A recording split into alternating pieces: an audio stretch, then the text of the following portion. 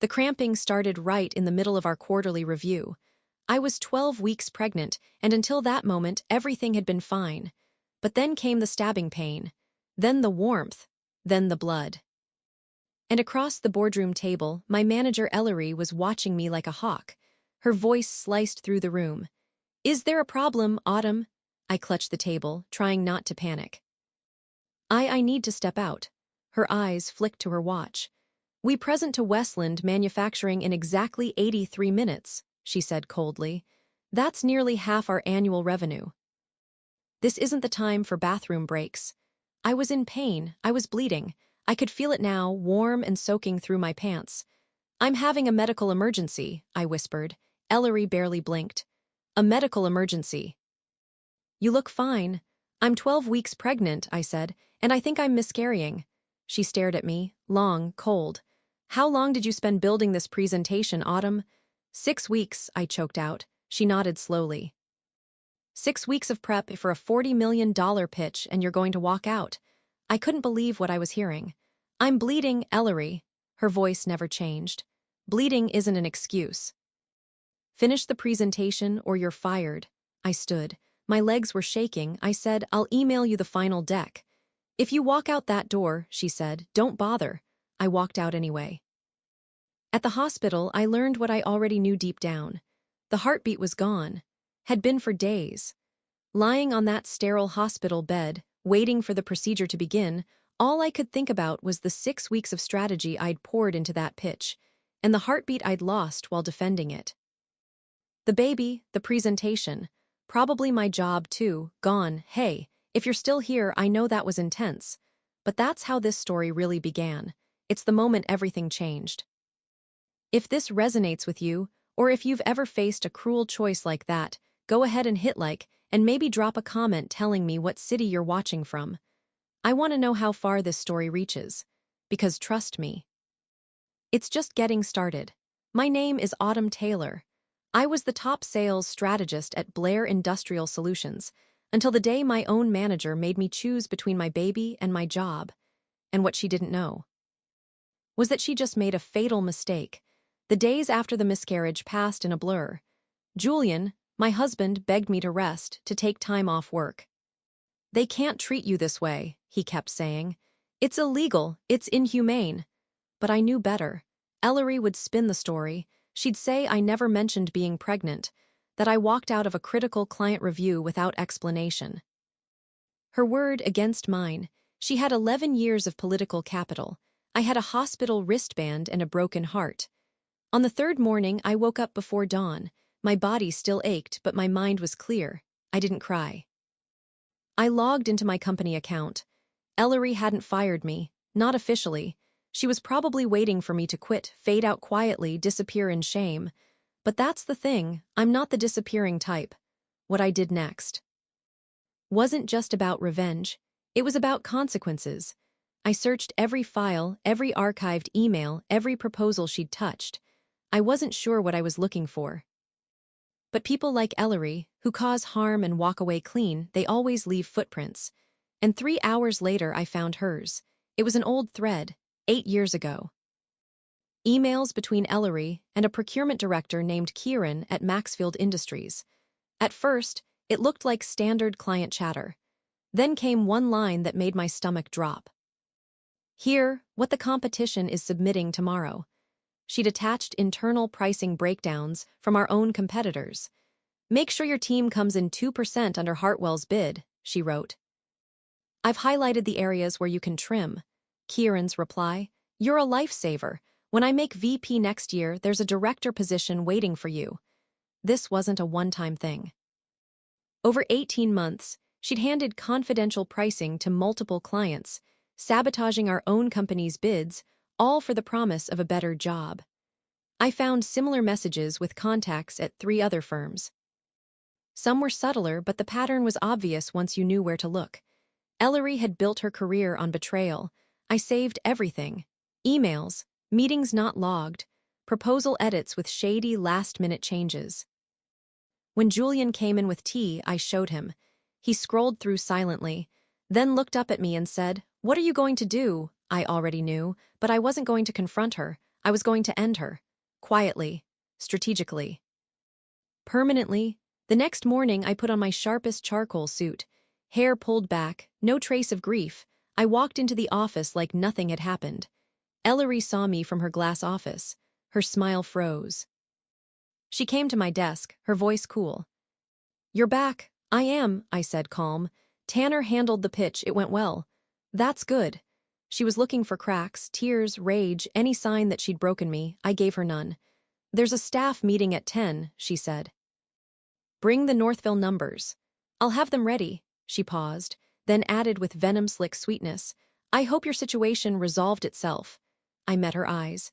"It has, everything's very clear now." What she didn't know was that in 2 days' time, I'd walk into a meeting with the company's legal team. And by the time I walked out, she would no longer be untouchable.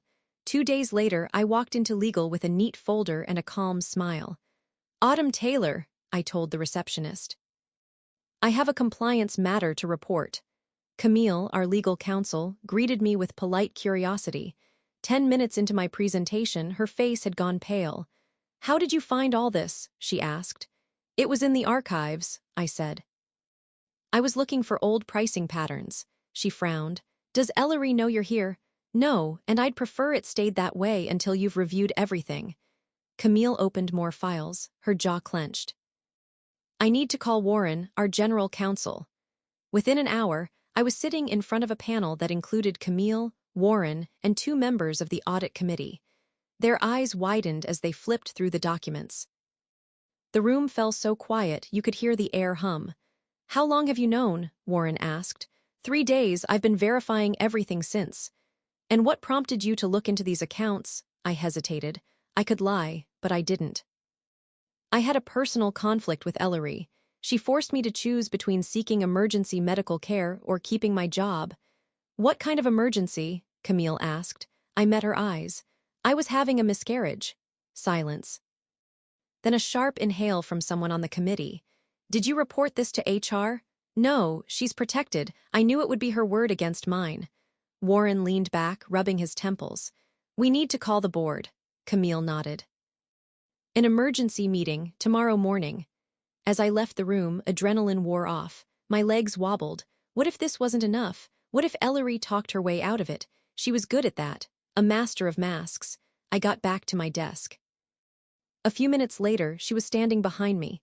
"I need you in my office, now." I followed her, heartbeat in my ears. She shut the door. "I just got a call," she said. "There's a board meeting tomorrow. Emergency, do you know why?" I blinked. "No, why would I?" "You've been acting strange. You were in legal today for over an hour." "I had questions about Northville's contract terms."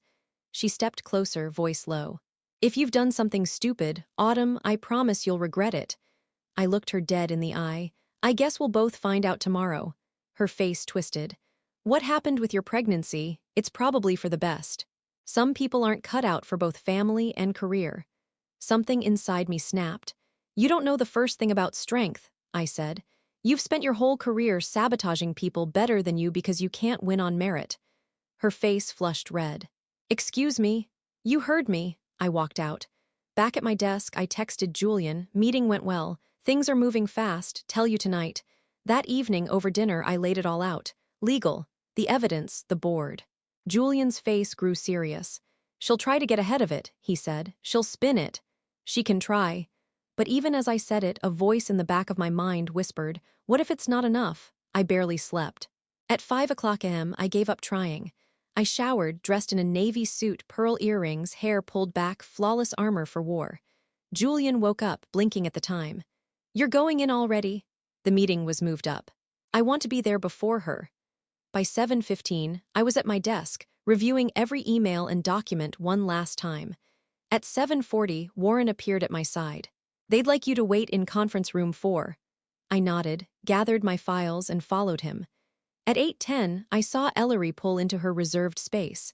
She stepped out in a perfectly tailored suit, her expression calm, confident. She had no idea what was waiting for her. At 8:30, Camille came to get me. "They're ready for you." The boardroom was long, sleek, intimidating.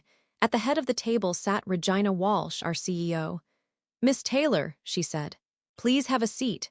I sat across from Ellery, who offered a neutral nod, her mask firmly in place. "Thank you for bringing these materials to our attention," Regina said. "We'd like to hear directly from you how you discovered them." I spoke clearly, methodically. I walked them through the evidence, the patterns, the violations. I kept the personal reasons to a minimum. Across the table, Ellery didn't flinch. But I saw her hands, trembling just slightly on the polished wood. Regina turned to her. "Ellery, would you like to respond?" She straightened, all calm grace. "What you've heard is a misrepresentation," she said. "These are standard client communications, twisted by an employee with a personal grievance." She glanced at me, her voice syrupy. "Autumn has been through something traumatic. She's angry, she needs someone to blame, but these claims are not only false, they're malicious." She played her role well, sympathetic, polished, convincing. And some of the board members were starting to lean her way. She continued. "Regarding the personal matter, Autumn never informed me she was pregnant. Had I known, of course, I would have supported her." The lie landed like a dagger. "May I respond?" I asked. Regina nodded. I slid my tablet forward. "First," I said, "this email from Kieran Matthews, dated July 18th, 8 years ago. The position is yours once I'm promoted. Just keep the inside information coming." Regina's face darkened as she read. "Second, regarding the pregnancy, here's confirmation that I informed our health insurance provider of my pregnancy 8 weeks prior. And here," I tapped my screen, "a note from Vivian, a receptionist at my obgyn, who overheard me on the phone with Ellery during the miscarriage. She documented the time, date, and what I said." Ellery's voice cracked. "That's hearsay." "Enough," Regina snapped. She turned to Warren. "What's our legal exposure?" "Significant," he said. "Antitrust violations, medical discrimination. If this gets out, it could damage us severely." Regina's expression hardened. "Miss Taylor, thank you. Would you excuse us?" I gathered my things and left. My heart thudded in my chest as the door closed behind me. Now it was out of my hands. But as I waited, I kept wondering, was it enough? 2 hours later, the door opened. Warren stepped in, his face unreadable. "The board has made their decision. Ellery's employment has been terminated, effective immediately." My breath caught. "She's being escorted out now." Relief hit me like a wave, but it was quickly followed by something else. Emptiness. "What about me?" I asked quietly. "Regina would like to speak with you in private." The boardroom was empty except for Regina, seated at the head. She didn't wait long. "What happened to you," she said, "was unacceptable, personally and professionally. On behalf of the company, I'm sorry." I nodded. "We're beginning a full audit of all accounts Ellery managed. Preliminary findings suggest significant issues." She paused. "We'd like you to lead the Westland account going forward, with appropriate compensation." It should have felt like victory. Instead, I felt hollow. "I need time," I said. Regina's eyebrows lifted, but she nodded. "Take the rest of the week. We'll talk Monday." As I left the building, I spotted Ellery in the parking lot. Security stood nearby as she loaded a single box into her trunk. Our eyes met. I expected rage. Instead, she just looked small, diminished. I drove home in silence. Julian met me at the door. "Well, she's gone," I said. His smile was instant. "That's good, right?" "Is it?" I collapsed onto the couch. "It doesn't feel like enough. She'll get another job, another company, more people to hurt." Julian's face grew serious. "You're not done." "No," I whispered, "I'm not." The next morning, I made 2 calls. First, to Regina. "I'll take the Westland leadership role. On one condition, I oversee the audit of all Ellery's accounts." A pause. "That's unusual."